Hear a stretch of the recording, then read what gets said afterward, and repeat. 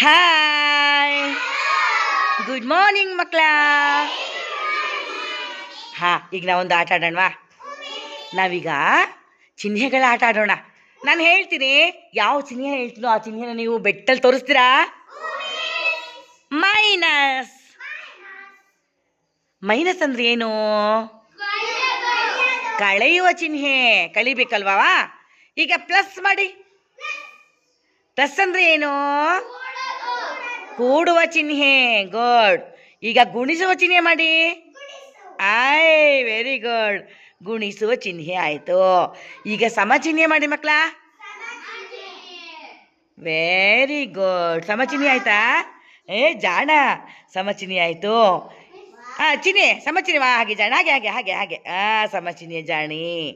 ಇವಾಗ ಭಾಗಿಸೋ ಚಿಹ್ನೆ ಮಾಡ್ರಪ್ಪ. Good Pritam, very good. Good good boy, good girls, ಜಾಣ.